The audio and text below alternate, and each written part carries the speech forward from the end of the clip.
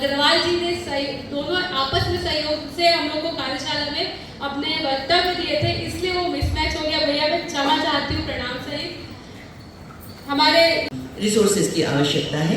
इसके अलावा नई स्नातकोत्तर कक्षाएं प्रारंभ करने की पुरजोर मांग छात्राएं करती रही हैं, खासतौर पर हिंदी साहित्य, अंग्रेजी साहित्य और वाणिज्य विषयों में, और इसके लिए हम अपने तरीके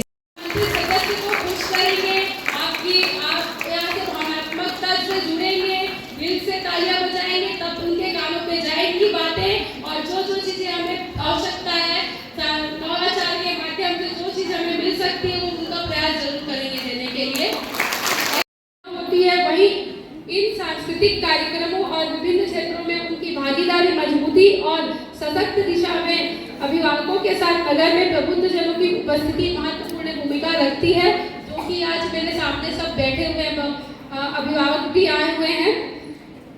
मेरे लिए यह बहुत गर्व की बात है और समाज के बीच में रहकर, समाज के विभिन्न दायित्वों में रहकर समाज सेवा में कार्य कर रही हूँ। चूँकि बहुत विगत कई सालों से मैं पार्षद के रूप में भी अपना जन सेवा कर रही हूँ और इस महाविद्यालय में आज जन भागीदारी अध्यक्ष के रूप में भी काम करने का मुझे मौका मिला। और मैं हमेशा यह प्रयास करती रहती हूँ कि दायित्व को निभाते हुए शहर के सुविधाओं के माध्यम से सर्वाधिक बेहतर और इस कॉलेज को, महाविद्यालय को बहुत अच्छा कुछ दे पाऊँ।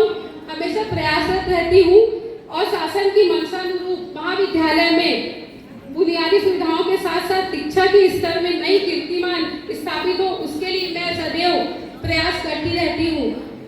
आप सभी के सहयोग और आशीर्वाद की अपेक्षाओं के साथ कुछ लाइन कहकर मैं अपनी बात को विराम करूंगी। 3 सालों में 1 लाख की राशि लगती है। अगर वो बच्ची किसी पास के गांव से आती है तो भी डीजल महंगा होने के कारण ट्रांसपोर्टेशन महंगा हो गया है। 50 रुपए का टिकट आना और जाना मिला के 100 रुपए का